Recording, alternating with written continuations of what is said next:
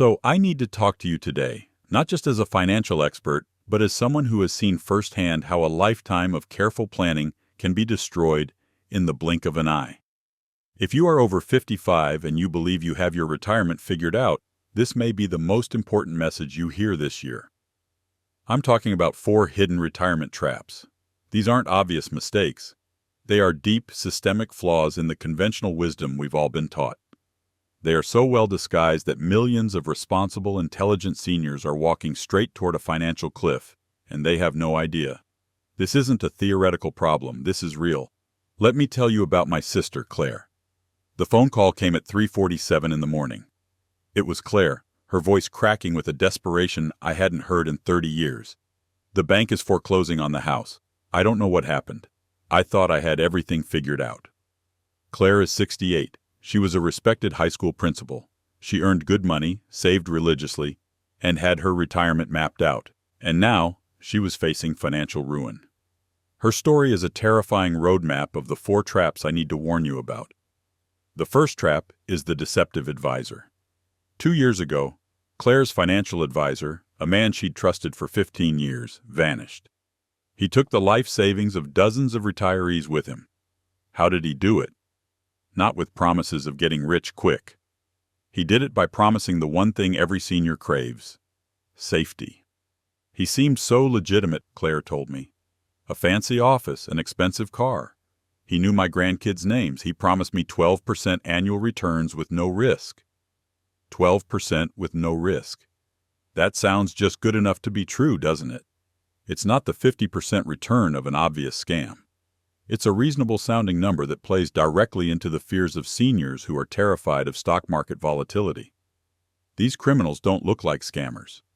They look like professionals. They spend months, even years, building your trust. They become your friend. And then they steal everything.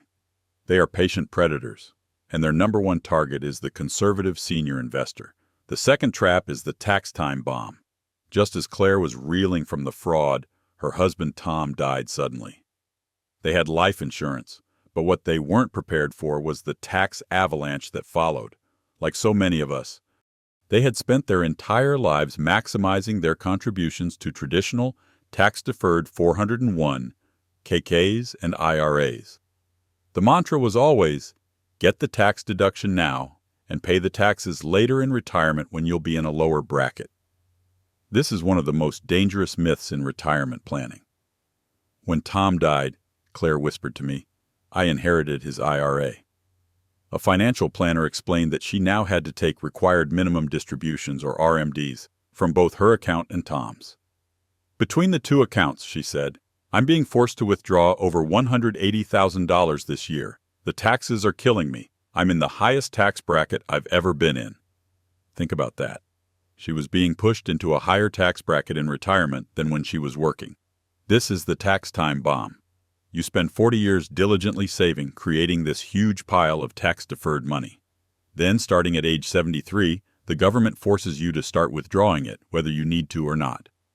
If you and your spouse both have large traditional IRAs, the surviving spouse can be hit with RMDs so massive that the tax bill alone can be crippling, draining your accounts at a terrifying speed. The very strategy that felt so responsible during your earning years becomes a weapon against you in retirement. The third trap is the longevity curse, also known as the long-term care crisis. This one is the cruelest because it starts as a blessing. Our mother lived to be 96, but in her final years she needed intensive round-the-clock memory care. The cost was staggering, $8,000 a month, then $12,000, and finally, nearly $15,000 a month. The long-term care insurance we bought for her only covered half the cost, and only for 3 years, Claire explained, her voice full of guilt. When that ran out, we had to spend down her savings, and then I had to help cover the difference. I couldn't just let them move her. I helped too, but Claire bore the brunt. We watched our inheritance, the money our mother had scrimped and saved her whole life to leave us, evaporate into medical bills. But what was truly devastating was watching Claire drain her own retirement savings to ensure our mother had dignity in her final years. Here is the brutal truth that no one wants to face. About 70% of us over the age of 65 will need some form of long-term care. The average cost of a nursing home in America is now over $108,000 a year. And the single biggest misconception, the one that destroys more families than any other, is the belief that Medicare will pay for it. Let me be perfectly clear.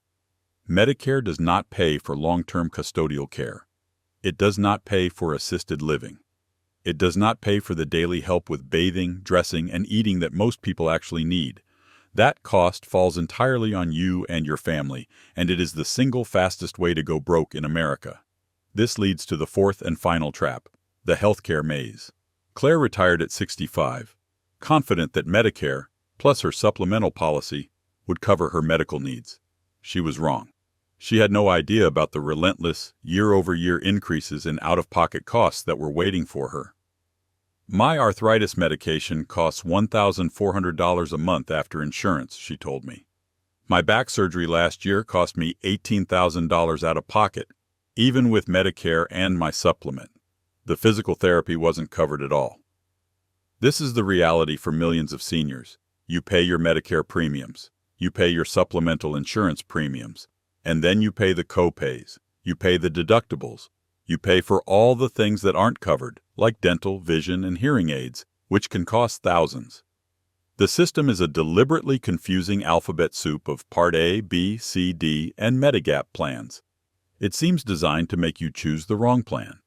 A simple mistake during your initial enrollment can lock you into a prescription drug plan that costs you hundreds of dollars more every month, a mistake that is nearly impossible to fix later. This isn't just a financial drain. It's a constant source of stress and anxiety, forcing seniors to choose between the care they need and the food they need to eat. By the time the sun rose that morning, I understood. These 4 traps had systematically destroyed my sister's retirement. A respected professional who had done everything right was now facing homelessness. It was just the beginning of a journey that would expose an entire shadow economy of retirement destruction, affecting millions of Americans over 55 who believe they are financially prepared for their golden years, but are actually walking toward a financial cliff.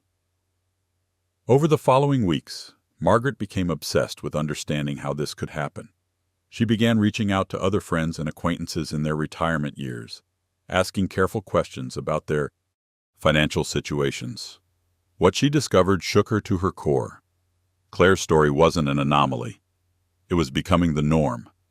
Her neighbor Harold, a retired mechanic who had worked for the same auto dealership for 38 years, told her about his own encounter with investment fraud. A company calling itself Senior Security Investments had contacted him through what appeared to be a legitimate financial seminar at the local community center. The presenter, a woman in her 50s who spoke with authority about retirement planning, had convinced Harold and his wife to move their entire retirement savings into what she called senior safe bonds that would protect them from stock market volatility while providing steady income. She had all these official-looking documents, Harold explained as they stood in his driveway, his hands gesturing helplessly. Charts showing how our money would grow, testimonials from other retirees. She said the bonds were backed by the government and completely safe. We signed over our entire 401k rollover, $340,000. That was 8 months ago. Last week we got a letter saying the company was under investigation by the SEC and our money might be gone. Harold's wife Sandra emerged from their house, her face drawn with stress and exhaustion. We trusted her because she seemed to understand our fears about the stock market, Sandra added. She said all the right things about protecting seniors from risk. But now we're finding out that these senior safe bonds don't actually exist. It was all a scam specifically targeting people our age. Margaret learned that investment fraud targeting seniors had become a billion-dollar criminal industry. The perpetrators had become sophisticated in their approach, no longer the stereotypical phone scammers with foreign accents. Instead, they were polished professionals who studied the specific fears and vulnerabilities of retirees. They knew exactly what to say to people who had spent their entire adult lives being responsible about money, people who were now terrified of making a mistake that could destroy their security. The psychological manipulation was particularly cruel. The scammers understood that people over 55 had lived through multiple market crashes and economic recessions. They had seen their 401k balances cut in half during the dot-com crash, watched them plummet again during the 2008 financial crisis, and lived through the volatility of recent years. When someone promised them safety and security with better returns than traditional savings accounts, it felt like an answer to their prayers. But the investment fraud was just the first trap. As Margaret dug deeper, she discovered that the tax trap that had caught Claire was actually a widespread crisis affecting millions of retirees. The conventional wisdom that had guided retirement saving for decades, maximize contributions to tax-deferred accounts, take the deduction now, pay taxes later when you're in a lower tax bracket, was proving to be a dangerous assumption. She scheduled a meeting with her own tax accountant, a woman named Patricia Chen who had been preparing returns for over 25 years. Patricia confirmed Margaret's growing suspicions with devastating clarity. The problem is that most people don't understand how required minimum distributions work, and they definitely don't anticipate the tax consequences, Patricia explained, pulling out charts and graphs that illustrated the trap. Let's say you diligently save in your 401k and traditional IRAs for 30 years. You build up a balance of $800,000 by the time you're 70. Congratulations, you've been responsible and saved for retirement. But now the government requires you to withdraw a percentage of that balance every year, whether you need the money or not. Patricia showed Margaret a hypothetical case study that mirrored Claire's situation almost exactly. A widow with $800,000 in traditional retirement accounts would be forced to withdraw about $32,000 in her first year of required distributions. But if she also inherited her husband's IRA of a similar size, she might be looking at withdrawals of $60,000 or more. Add in Social Security benefits and suddenly she's in a higher tax bracket than she was during her working years, not lower. The math was brutal. The couple who had diligently saved $800,000 each in traditional retirement accounts, thinking they were being responsible and tax-smart, would see their widow forced to withdraw over $100,000 per year in required distributions by her late 70s. After federal and state taxes, that $100,000 withdrawal might net only $70,000 in actual spending money. But the cruel irony was that those taxes were reducing the account balances, forcing even larger percentage withdrawals in future years to meet the government's requirements. It's a death spiral, Patricia explained grimly. The more they're forced to withdraw, the more they pay in taxes. But the withdrawals keep increasing as a percentage of the remaining balance. Many of my clients are watching their life savings disappear to taxes, not to living expenses. Margaret left Patricia's office feeling nauseated. She and her late husband had fallen into exactly the same trap. Their combined traditional retirement account balances were approaching $900,000. If something happened to her, she would face the same required distribution nightmare that was destroying Claire's financial security. But the tax trap led Margaret to investigate the third hidden retirement trap, the long-term care crisis. She began reaching out to local support groups for families dealing with aging parents. And the stories she heard were uniformly heartbreaking. At a caregiver support meeting in the basement of a local church, Margaret met Maria Gonzalez, whose mother had been battling Alzheimer's disease for the past 6 years. Maria's story illustrated how even the most careful planning could be overwhelmed by the realities of long-term care costs.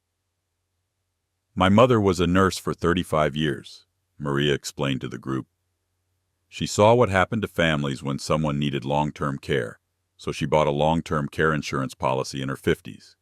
She paid premiums for 20 years, never missed a payment. When she was diagnosed with early-stage Alzheimer's at 72, we thought we were prepared.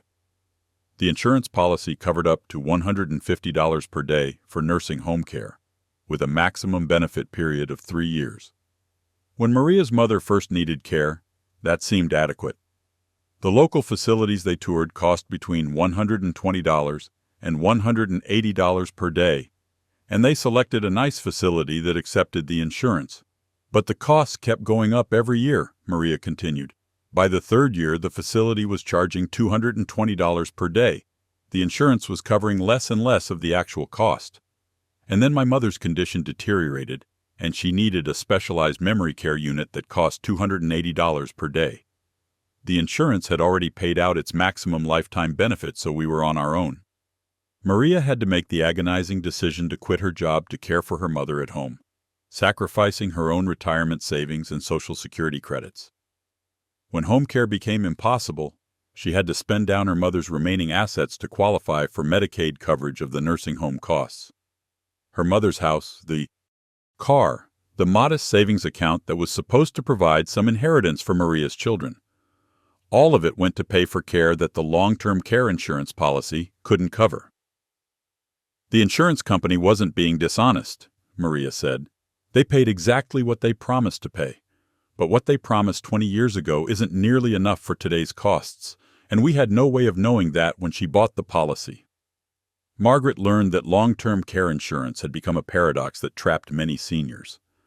The policies were expensive, with premiums that often increased dramatically over time, sometimes doubling or tripling from the original quotes. But even when people dutifully paid those premiums for decades, the benefits often proved inadequate when they were actually needed. The insurance companies had underestimated both the increasing longevity of their policyholders and the rapidly rising costs of long-term care. Policies written in the 1990s and early 2000s were based on assumptions about care costs and life expectancy that proved to be dramatically wrong.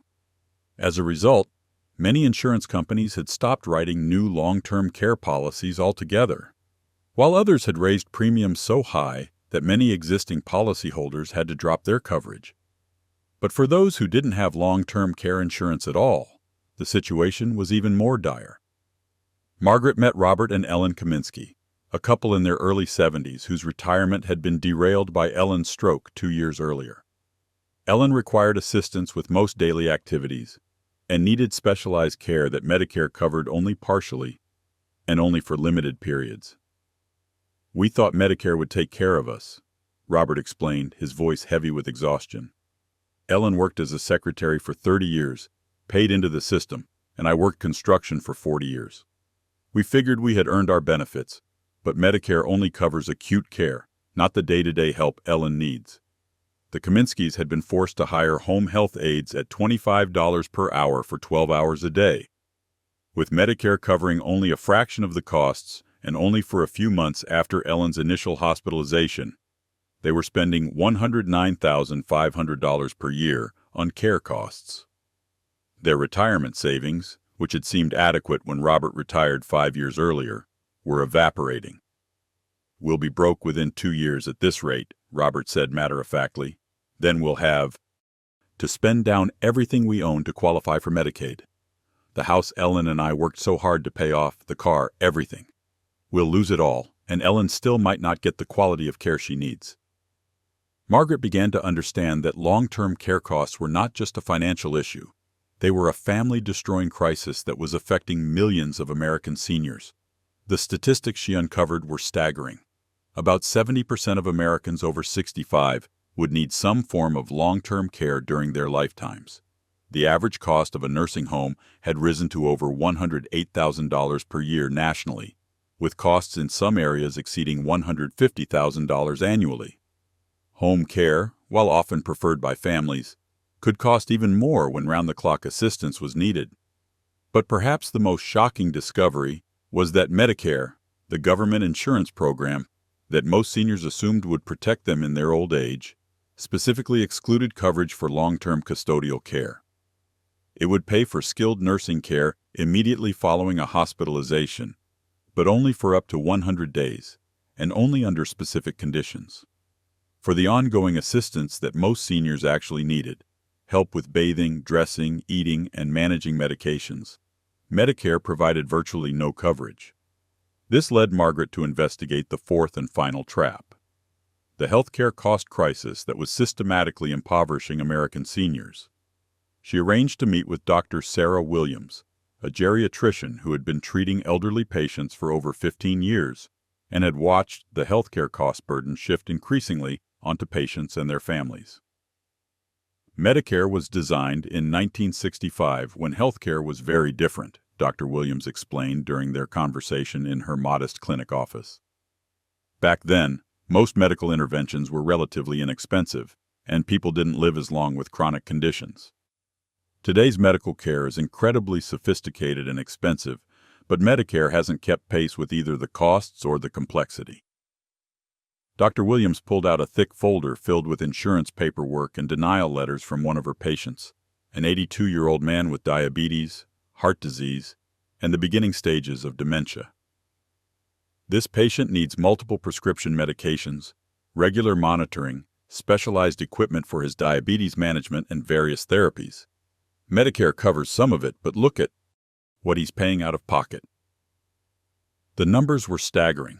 Medicare Part B premiums, supplemental insurance premiums, copays, deductibles, and the portion of prescription costs not covered by Medicare Part D were consuming nearly $18,000 per year of the man's fixed income. That was just for routine care. When he had needed cataract surgery the previous year, his out-of-pocket costs had exceeded $8,000. A brief hospitalization for a heart episode had cost him another $12,000 in copays and uncovered services. And he's one of the lucky ones, Dr. Williams continued. He has Medicare, a decent supplemental policy, and some savings.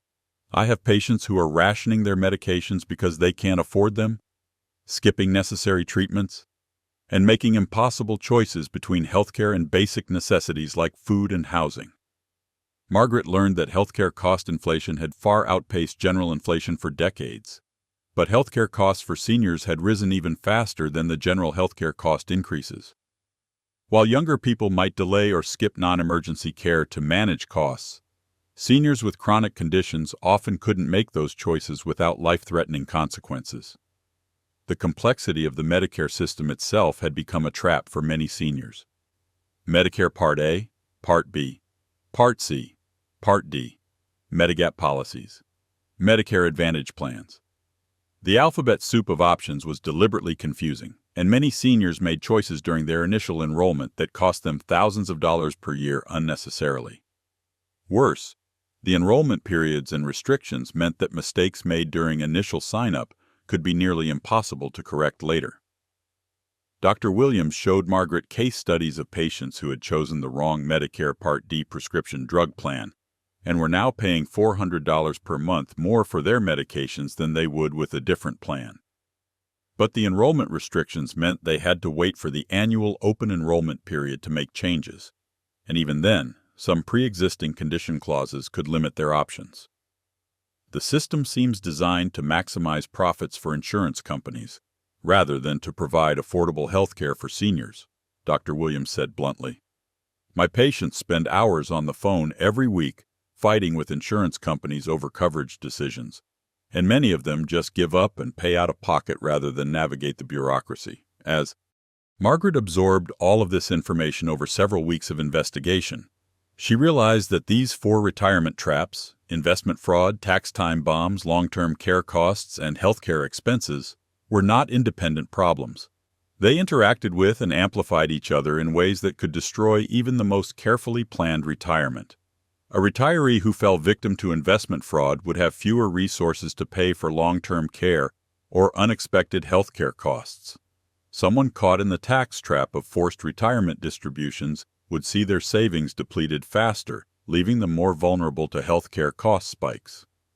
A family dealing with long-term care costs would be forced to liquidate investments at potentially unfavorable times, possibly triggering tax consequences and reducing their ability to handle other emergencies. The psychological impact was perhaps as devastating as the financial impact. Margaret watched her sister Claire struggle not just with the practical aspects of her financial crisis, but with the shame, self-doubt, and depression that came from feeling like she had failed to plan properly. Claire had done everything the financial experts had recommended for decades, but she still felt like her current situation was somehow her fault. I keep wondering what I should have done differently, Claire confided during one of their weekly phone calls. Maybe I was too trusting with Rick. Maybe I should have saved more. Maybe I should have bought different insurance policies. I feel so stupid, Maggie. Margaret realized that this self-blame was itself part of the trap.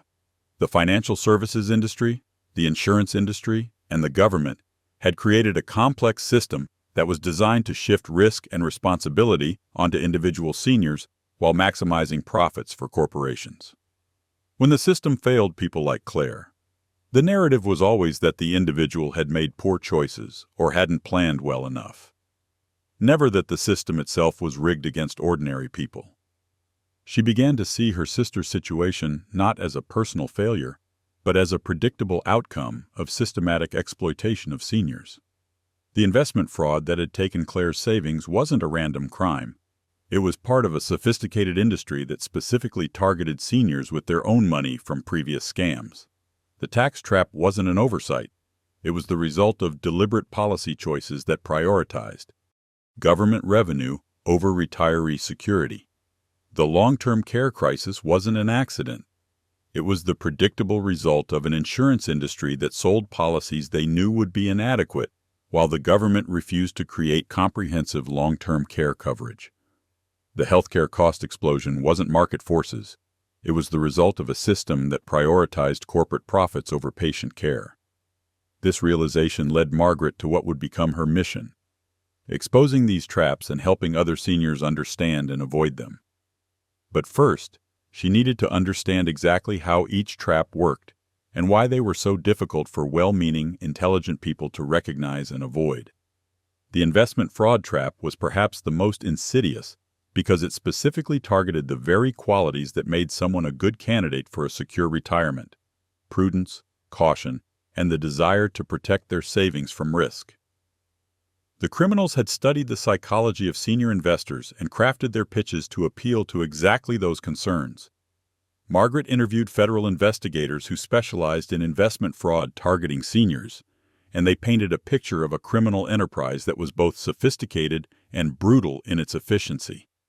The scammers had learned that seniors were most vulnerable to fraud that promised safety and stability, not get-rich-quick schemes. They didn't promise unrealistic returns.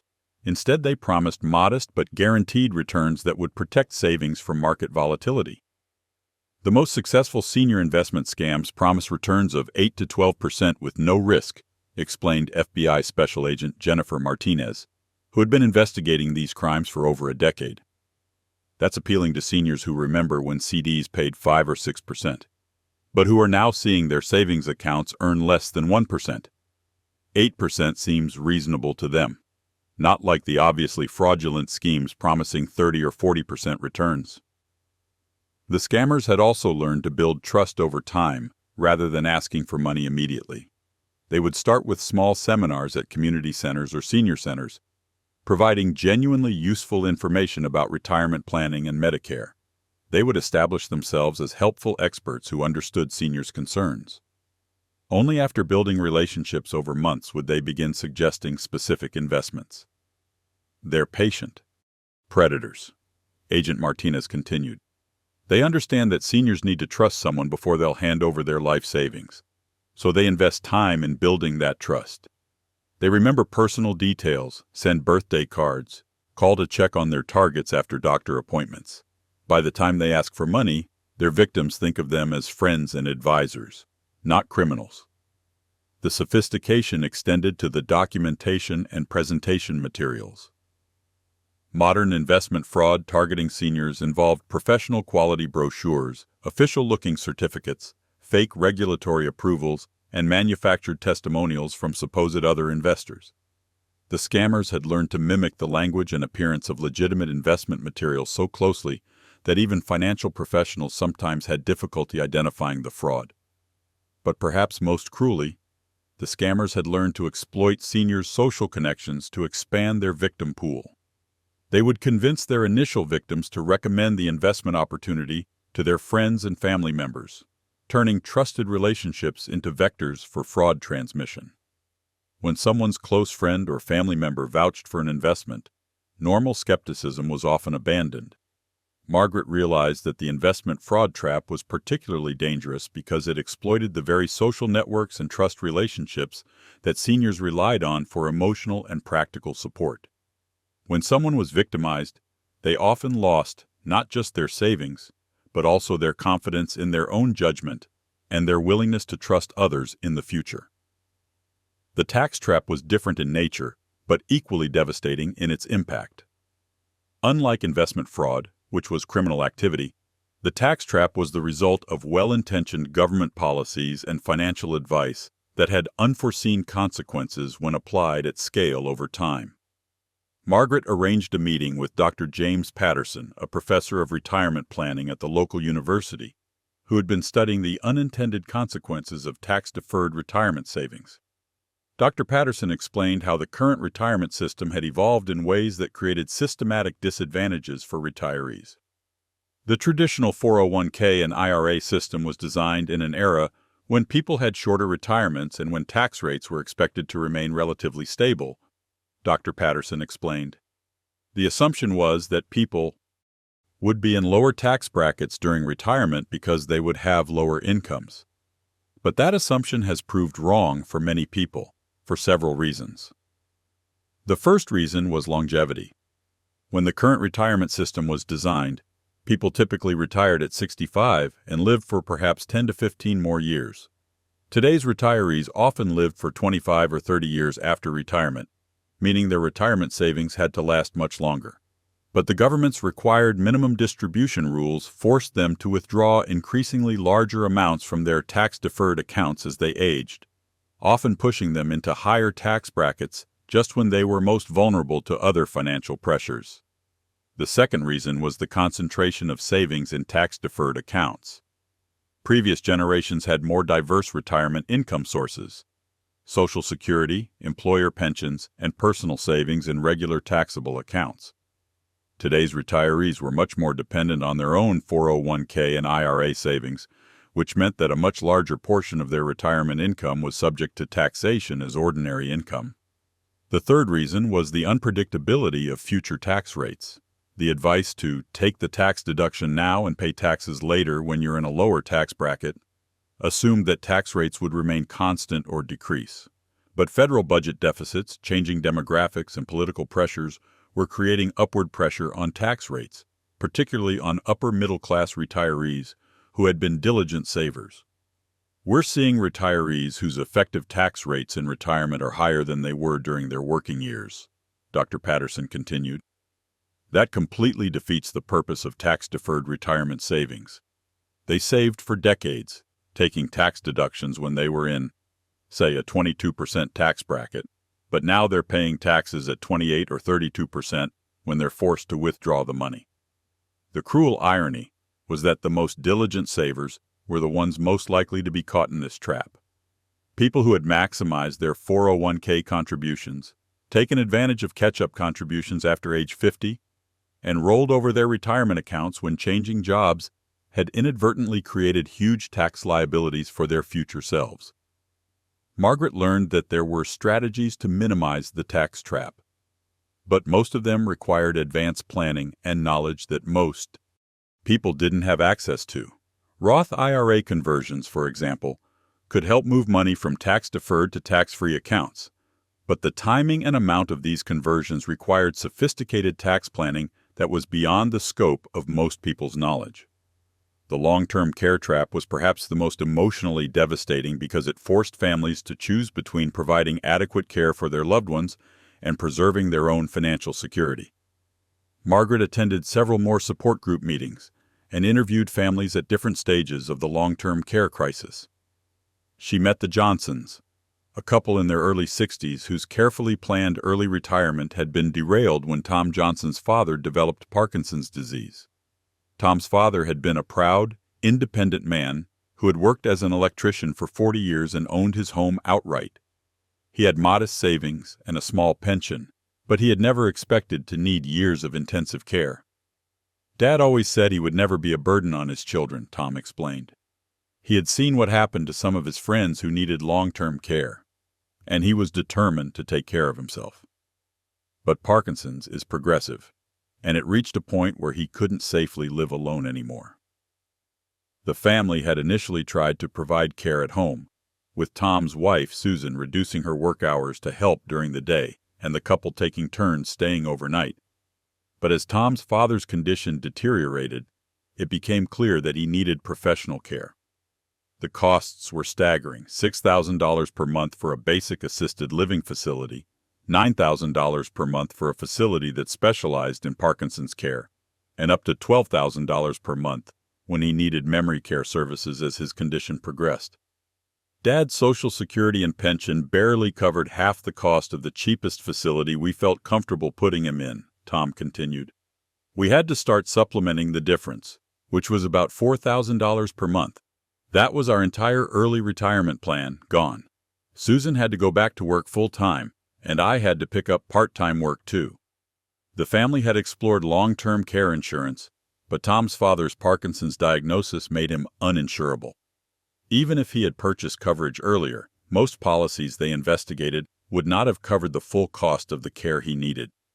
The insurance industry had structured long-term care policies to minimize their actual exposure, often through benefit caps, elimination periods, and restrictions on covered services that meant families still bore much of the financial burden.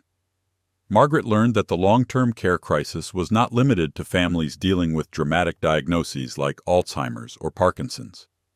She met families whose parents needed care simply due to the accumulating effects of aging. Mobility issues, medication management problems, social isolation, and the general frailty that could make independent living unsafe. The Washingtons, an African-American couple in their 70s, had been dealing with escalating care needs for the past 5 years, as both of them developed chronic conditions that made daily life increasingly difficult. Charles Washington had diabetes and heart disease that required careful monitoring and frequent medical appointments. His wife Dorothy had arthritis so severe that she could barely manage household tasks and had fallen several times, once requiring hospitalization. "We're not ready for a nursing home," Dorothy explained. "We still want to live in our own house, in our own community. But we need help with things we used to take for granted: grocery shopping, housework, managing our medications, getting to doctor appointments." The couple had hired a home health aide for 4 hours a day, 5 days a week. Even this minimal assistance cost them $2,600 per month, money that was coming directly out of their retirement savings. Medicare covered none of these costs because they were considered custodial care rather than skilled medical care. Their Medicare supplemental insurance also excluded this type of assistance. "At this rate, we'll be broke in 3 years," Charles said quietly. "Then we'll have to stop the home care, which means Dorothy will probably fall again, or I'll have a diabetic emergency because we're not managing our conditions properly. We'll end up in the emergency room, which will cost Medicare thousands of dollars, when spending a few $100s a month on preventive home care would keep us healthy and independent." Margaret began to see that the long-term care crisis was not just a problem for families with dramatic medical needs. It was a systematic issue affecting anyone who lived long enough to need assistance with daily activities, which statistics suggested would be the majority of Americans who lived into their 80s. The healthcare cost trap was the final piece of the puzzle, but in many ways it was the foundation that made all the other traps more dangerous. Margaret interviewed dozens of seniors about their healthcare expenses and discovered that medical costs were consuming an increasingly large portion of retirement incomes, even for people who had Medicare and supplemental insurance. She met with George and Betty Martinez, a couple in their mid-70s, who had both worked for the Postal Service for over 30 years. And had what they considered excellent retirement benefits. George's federal employee health insurance continued into retirement, and both of them had Medicare. They had assumed that their health care costs would be minimal in retirement. "We were so wrong," Betty said, spreading out a year's worth of medical bills and insurance statements on her kitchen table. "Last year, between our insurance premiums, co-pays, deductibles, and uncovered services, we spent almost $24,000 on health care. That's more than a third of our total retirement income." The couple's health care costs included Medicare Part B premiums, their federal employee health benefits premiums, prescription drug costs not covered by their plan, dental work, which Medicare didn't cover at all, vision care, hearing aids, and various co-pays for the multiple specialist visits that had become routine as they aged. None of these were crisis expenses. They were simply the cost of maintaining their health as seniors with typical age-related conditions. George had developed prostate cancer the previous year, which required surgery and ongoing monitoring. Even with their excellent insurance coverage, the out-of-pocket costs had exceeded $15,000. Betty's osteoporosis medication cost $400 per month after insurance, and her hearing aids, which needed replacement every 5 years, had cost $6,000 and were not covered by any of their insurance policies. "We're the lucky ones," George emphasized. "We have better health insurance than most retirees, and we can afford to pay these costs, at least for now. But I don't know what we'll do if our medical costs keep increasing the way they have been." Margaret learned that healthcare cost inflation was a particular problem for seniors because their healthcare utilization typically increased with age while their incomes remained fixed. The Medicare system, designed when medical care was less expensive and less sophisticated, had not kept pace with modern healthcare costs. The result was an increasing burden on seniors to pay for their own care out of pocket. The Medicare Part D prescription drug coverage illustrated the problem clearly.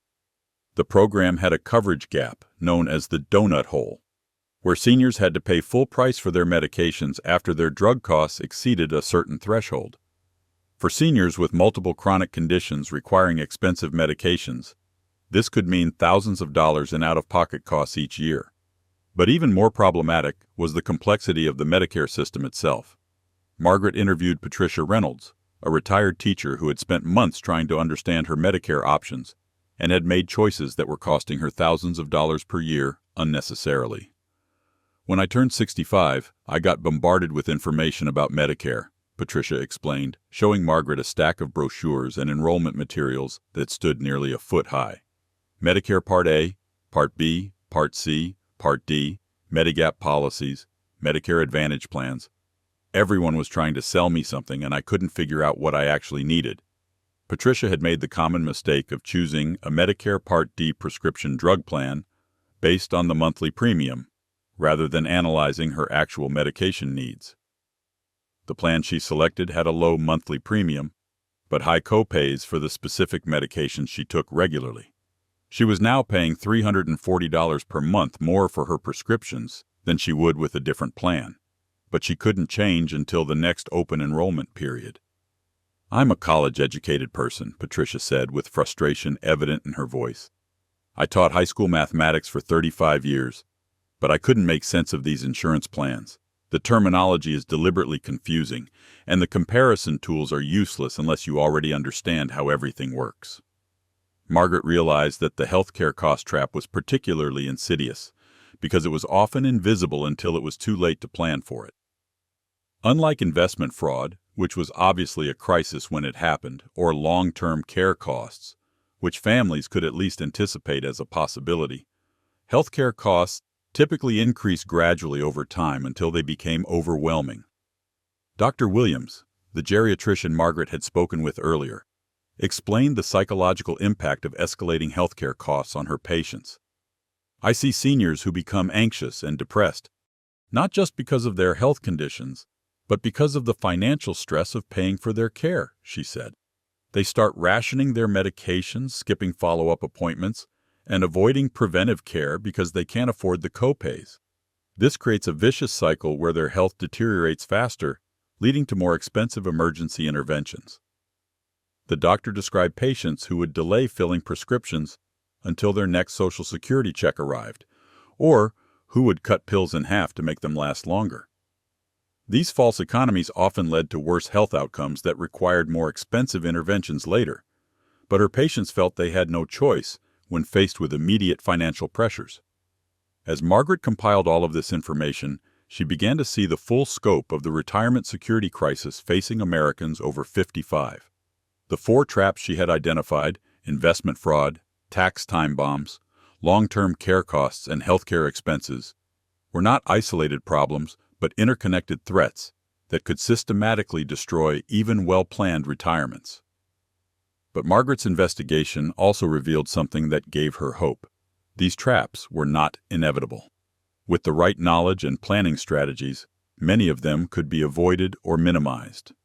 The problem was that the information needed to protect oneself was scattered, technical, and often contradicted the conventional wisdom that financial advisors and retirement planners had been dispensing for decades.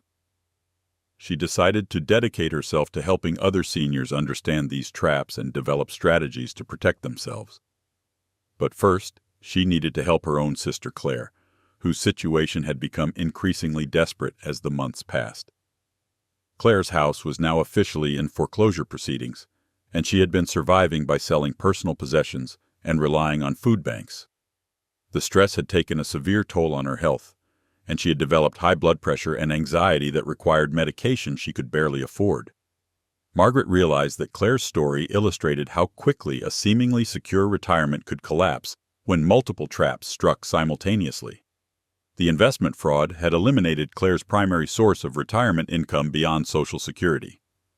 The tax trap had accelerated the depletion of her remaining retirement accounts through forced withdrawals that pushed her into higher tax brackets. The long-term care costs for their mother had consumed what should have been an inheritance that could have provided a financial cushion. And escalating healthcare costs were consuming an increasing portion of her limited remaining resources. Margaret made the decision to have Claire move in with her temporarily while they worked together to rebuild some financial stability. This arrangement gave her even more insight into the day-to-day reality of retirement financial insecurity.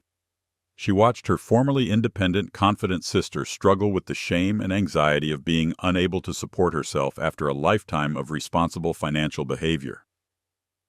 "I feel like such a failure," Claire confided one evening as they sat in Margaret's kitchen. "I did everything I was supposed to do. I saved money, I trusted professionals, I bought insurance, I planned ahead. How did I end up here?" Margaret realized that this sense of personal failure was one of the most damaging aspects of the retirement traps. The financial services industry, the insurance industry, and the government had created a narrative that placed all responsibility for retirement security on individuals, while creating systems that made financial failure increasingly likely for even the most responsible people. The reality was that Claire had not failed. The system had failed her. The investment advisor who had stolen her savings was a criminal who had been allowed to operate with minimal oversight. The tax laws that were forcing devastating withdrawals from her retirement accounts had been written to maximize government revenue, not to protect retirees. The long-term care insurance that had proved inadequate had been designed to limit insurance company exposure, not to provide meaningful protection. The healthcare system that was consuming her remaining resources prioritized corporate profits over patient affordability. This realization led Margaret to begin developing what she called senior wealth secrets, practical strategies that seniors could use to protect themselves from these systematic traps. She began by researching the specific techniques that financial experts use to protect their own wealth and the wealth of their most sophisticated clients, strategies that were rarely shared with ordinary retirees. The first secret involved investment protection strategies that went far beyond the simple diversification advice that most seniors received. Margaret learned about fee structures in investment products that could consume significant portions of returns over time, about the difference between fiduciary and suitability standards for financial advisors, and about specific red flags that could help identify investment fraud before it was too late. She discovered that many investment products marketed to seniors, such as annuities and structured products, had fee structures so complex that even sophisticated investors had difficulty understanding the true costs.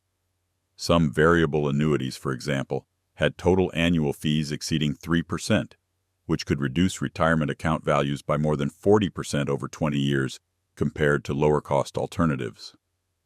Margaret learned to identify the warning signs of investment fraud that specifically targeted seniors. Promises of returns that were higher than market rates, but not so high as to seem obviously fraudulent, emphasis on safety and protection from market volatility, pressure to act quickly on limited-time opportunities, and requests to move money from well-known financial institutions to lesser-known companies or investment vehicles. But the most important investment protection secret she discovered was the importance of understanding fiduciary duty. Many people who called themselves financial advisors were actually salespeople who were only required to recommend products that were suitable for their clients, not necessarily products that were in their clients' best interests. True fiduciary advisors were legally required to put their clients' interests first. but they were a small minority of people in the financial services industry. The second secret involved tax optimization strategies that could help seniors minimize the tax trap of forced retirement distributions. Margaret worked with Patricia Chen, her tax accountant, to understand techniques such as Roth IRA conversions, qualified charitable distributions, and strategic timing of withdrawals that could help reduce the tax burden on retirement income. Roth IRA conversions, she learned, allowed people to pay taxes on traditional retirement account balances while they were still working, and potentially in lower tax brackets, converting those accounts to Roth IRAs that would never be subject to required minimum distributions. The key was timing these conversions during years when income was lower, such as the gap between retirement and when Social Security benefits began, or during years when other income was reduced due to temporary circumstances. Qualified charitable distributions allowed people over 70 and a half to make charitable contributions directly from their IRAs, satisfying their required minimum distribution requirements without counting the distribution as taxable income. For seniors who were already making charitable contributions, this strategy could significantly reduce their tax burden while continuing to support causes they cared about. The third secret involved long-term care planning that went beyond the traditional approach of simply buying long-term care insurance. Margaret learned about hybrid life insurance policies that included long-term care benefits, about the specific requirements for qualifying for Medicaid long-term care coverage, and about strategies for protecting assets while still ensuring access to needed care. She discovered that some life insurance policies could be structured to provide tax-free access to the death benefit for long-term care expenses, while the policyholder was still alive. These hybrid policies were more expensive than traditional long-term care insurance but provided guarantees that traditional policies did not offer. If long-term care was never needed, the policy still provided a death benefit to beneficiaries. For families who could not afford long-term care insurance, Margaret learned about Medicaid planning strategies that could help protect some assets while still qualifying for government-funded long-term care. These strategies were complex and required advanced planning, but they could mean the difference between impoverishment and maintaining some financial dignity during a long-term care crisis. The fourth secret involved healthcare cost management strategies that could help seniors navigate the Medicare system more effectively and reduce out-of-pocket medical expenses. Margaret learned about Medicare supplement insurance plans that could provide more predictable healthcare costs, about health savings accounts that could be used as retirement healthcare funds, and about prescription drug assistance programs that were available to seniors who met certain income requirements. She discovered that the timing of Medicare enrollment decisions could have major long-term cost implications. Seniors who delayed enrolling in Medicare Part B when they first became eligible, for example, could face lifetime penalty premiums that would cost them thousands of dollars over their retirement years. Similarly, choosing the wrong Medicare Part D prescription drug plan during initial enrollment could result in significantly higher medication costs that couldn't be changed until the next open enrollment period. As Margaret developed these strategies, she began sharing them with other seniors in her community. She started with informal conversations with neighbors and friends, then began speaking at senior centers and community groups. The response was overwhelming. Seniors were desperate for practical information about protecting their retirement security. But most of the available resources were either too technical to understand or were marketing materials designed to sell specific products rather than provide objective education. Margaret's presentations evolved into what she called Senior Wealth Secrets workshops, where she shared the research she had conducted and the strategies she had learned. The workshops always began with Claire's story, which resonated powerfully with audiences who recognized their own vulnerabilities in her experience. Claire's situation could happen to any of us, Margaret would begin each workshop. She wasn't careless or irresponsible. She was actually more careful about financial planning than most people. But she fell into 4 hidden traps that are waiting for millions of American seniors. Tonight, I want to share what I've learned about these traps and how you can protect yourself from them. The first part of each workshop focused on investment fraud prevention. Margaret would show actual examples of fraudulent investment materials, teach attendees how to verify the credentials of financial advisors, and explain the questions they should ask before investing their retirement savings with anyone. The criminals who target seniors with investment fraud are sophisticated and patient, she would explain. They don't look like the stereotypical phone scammers you might imagine. They're well-dressed, well-spoken professionals who study your fears and concerns and craft their pitches specifically to address those worries.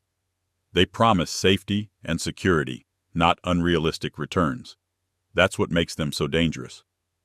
Margaret would teach her audiences to verify any financial advisor's credentials through the SEC's Investment Advisor Public Disclosure website and FINRA's broker check system.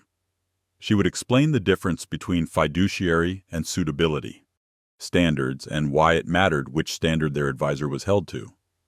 She would share the specific questions that could help identify potential fraud. If this investment is so good, why are you calling me instead of investing your own money in it? Can you provide references from current clients who have been invested for more than 5 years? What specific licenses and certifications do you hold, and can I verify them independently?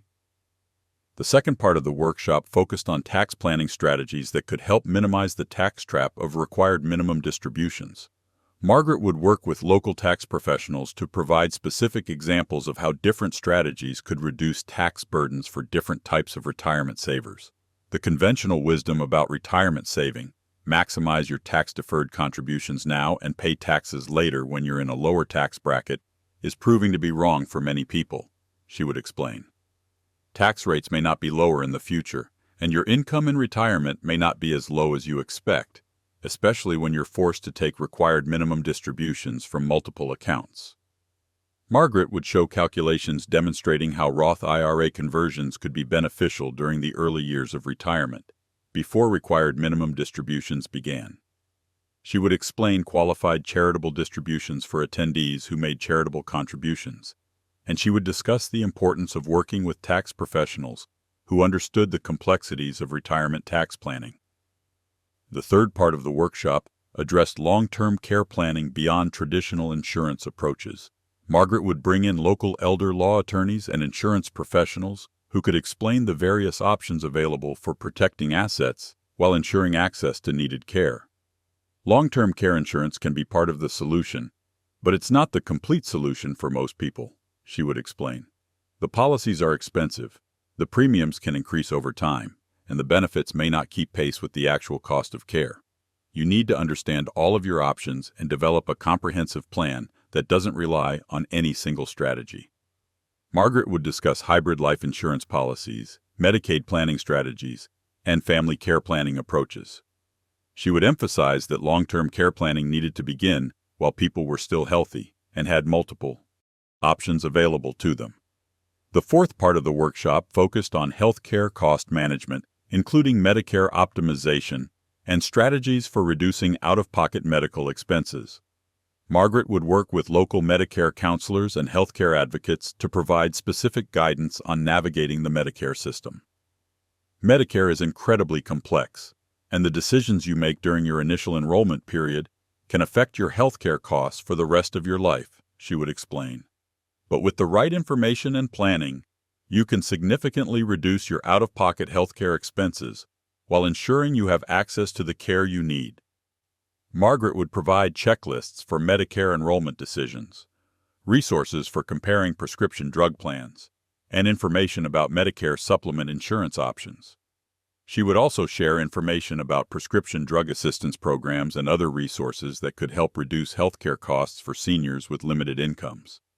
As word of Margaret's workshops spread, she began receiving invitations to speak at senior centers, libraries, and community groups throughout her region. Each presentation was adapted to the specific needs and concerns of the audience, but the core message remained consistent. The retirement traps that had caught her sister Claire were systematic problems that required proactive planning and ongoing vigilance to avoid. The response from attendees was both gratifying and heartbreaking. Margaret regularly received thank you notes from people who had used the information from her workshops to identify potential fraud schemes, optimize their Medicare coverage, or implement tax reduction strategies. But she also heard from people who recognized that they had already fallen into one or more of the traps and were struggling to recover. One particularly poignant letter came from a woman named Dorothy Chen, whose husband had been victimized by an investment scam similar to the one that had caught Claire. Dorothy had attended one of Margaret's workshops 6 months after her husband had lost their life savings to a fraudulent senior safe bond scheme. "I wish we had known about your workshop 2 years ago," Dorothy wrote. "Everything you described about investment fraud targeting seniors happened to us exactly. The professional presentation, the promises of safety, the pressure to act quickly, we fell for all of it. My husband is so depressed and ashamed that he barely leaves the house anymore. We're living on Social Security alone, and I don't know how we're going to manage. But your workshop helped me understand that we weren't stupid or careless. We were targeted by criminals who knew exactly how to exploit our fears and concerns." Letters like Dorothy's reinforced Margaret's understanding that the retirement traps she had identified were not isolated incidents but systematic problems affecting thousands of seniors. The individual stories were heartbreaking, but the pattern was clear. Responsible, intelligent people were being financially destroyed by a system that prioritized corporate profits over retirement security. This realization led Margaret to expand her mission beyond individual education to advocacy for systematic changes that could protect future retirees. She began working with local legislators and advocacy groups to promote policy changes that would address the root causes of the retirement traps, rather than simply helping individuals navigate around them. Her advocacy work focused on 4 key areas that corresponded to the 4 retirement traps she had identified. For investment fraud prevention, she advocated for stronger oversight of financial advisors, clearer disclosure requirements for investment products, and enhanced penalties for crimes targeting seniors. She worked with state regulators to promote stricter licensing requirements for people who provided financial advice to seniors and supported legislation that would require all financial advisors to meet fiduciary standards when working with retirement accounts.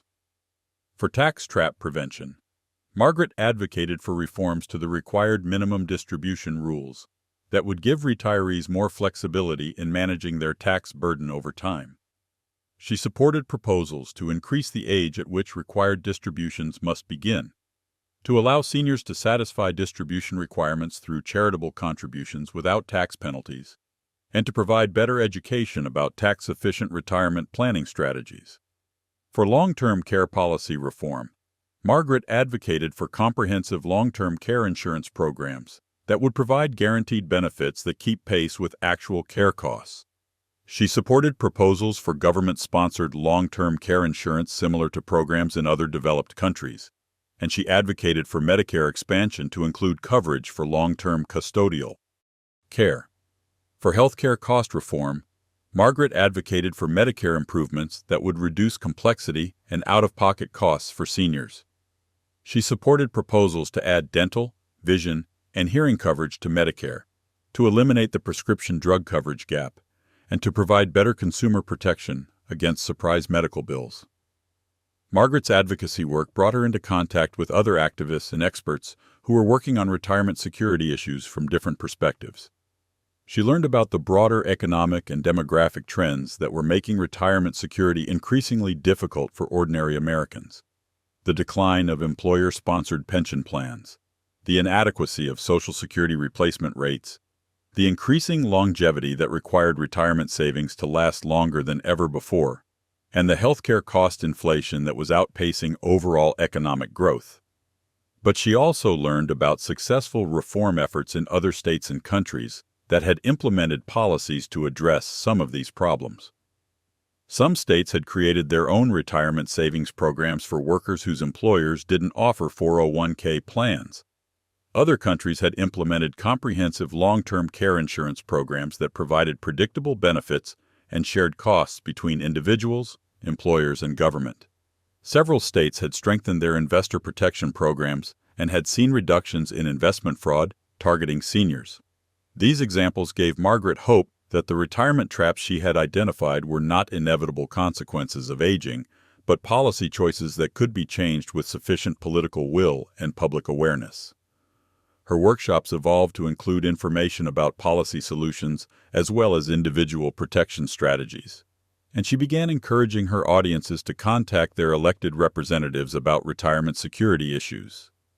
The combination of individual education and policy advocacy began to create a movement around retirement security in Margaret's region. Local news media began covering the retirement trap issues, and elected officials began proposing legislation to address some of the problems Margaret had identified. Senior advocacy groups began incorporating her research into their own policy platforms, and financial advisors began attending her workshops to better understand how to protect their senior clients. But perhaps the most meaningful validation of Margaret's work came from her sister Claire, whose situation had gradually stabilized as Margaret shared her research and advocacy work. Claire had been able to avoid foreclosure by negotiating a loan modification with her bank, had found part-time work that provided some income and health insurance, and had connected with legal aid attorneys who were helping her pursue recovery of some of her stolen investment funds through a class action lawsuit against the fraudulent investment company. More importantly, Claire had regained her sense of dignity and purpose by helping Margaret with the workshops and advocacy work. Claire's first-hand experience with all 4 retirement traps made her a powerful speaker, and her willingness to share her story publicly helped other seniors understand that financial difficulties in retirement were not always the result of personal failures. "I spent months thinking I was stupid for trusting Rick with our money," Claire said during one of their joint presentations.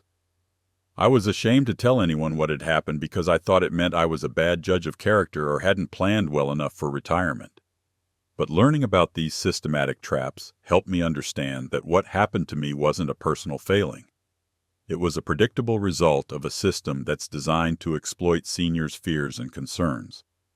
Claire's recovery, while not complete, demonstrated that the retirement traps Margaret had identified were not necessarily permanent or insurmountable. With the right knowledge, support, and advocacy, seniors could protect themselves and could often recover from financial setbacks that initially seemed devastating. As Margaret reflected on the journey that had begun with Claire's desperate phone call 2 years earlier, she realized that the 4 retirement traps she had identified were symptoms of a larger problem. An economic system that had systematically shifted risk from institutions to individuals while providing inadequate tools and protections for ordinary people to manage those risks successfully. The investment fraud trap existed because the regulatory system for financial advisors was complex and weak, allowing criminals to operate with minimal oversight while legitimate advisors were held to different standards depending on their credentials and business models. The tax trap existed because retirement policy was designed to maximize government revenue rather than to optimize retirement security for individual savers.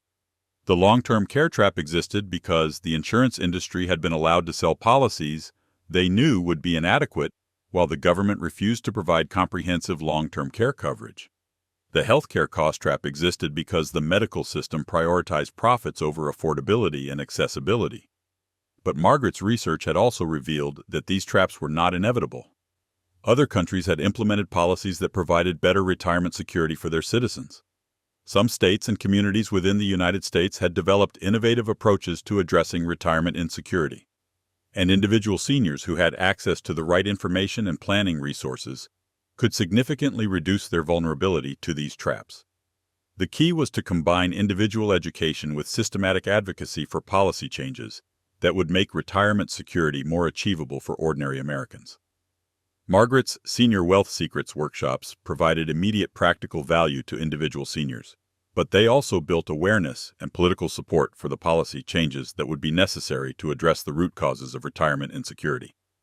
As Margaret's work gained recognition, she began receiving invitations to speak at national conferences and to consult with policymakers and advocacy organizations at the state and federal level. Her research on the 4 retirement traps was being cited in academic papers and policy reports, and her practical strategies were being adapted by financial advisors and elder law attorneys throughout the country.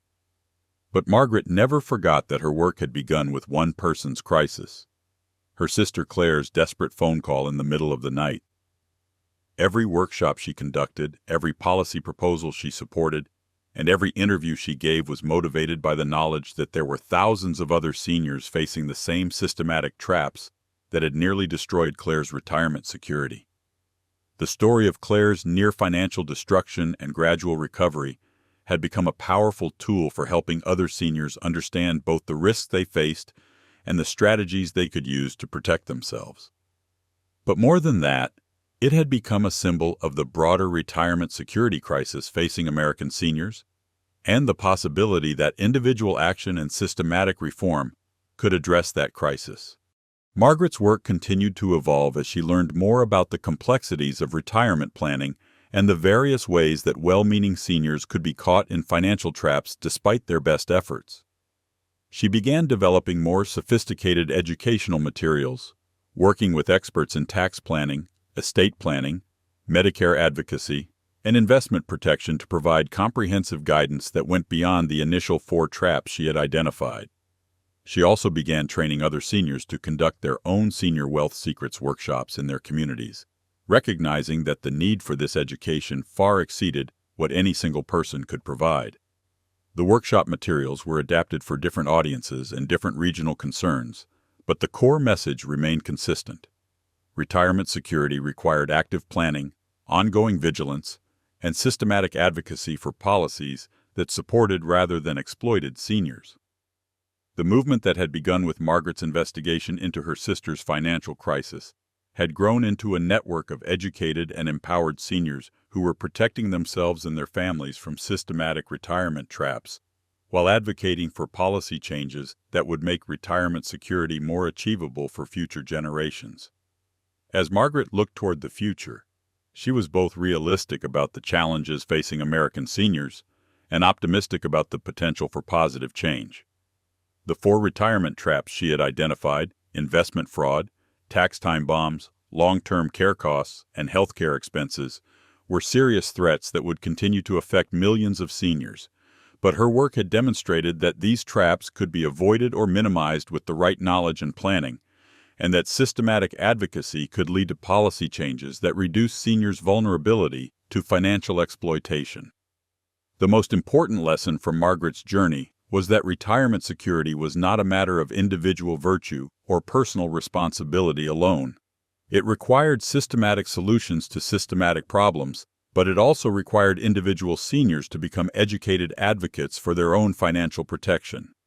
The combination of personal empowerment and policy advocacy offered the best hope for ensuring that future retirees would not face the same financial traps that had nearly destroyed Claire's retirement dreams. Margaret's Senior Wealth Secrets had evolved from a personal crisis into a comprehensive approach to retirement security that addressed both individual planning needs and the systematic changes necessary to protect all seniors from financial exploitation.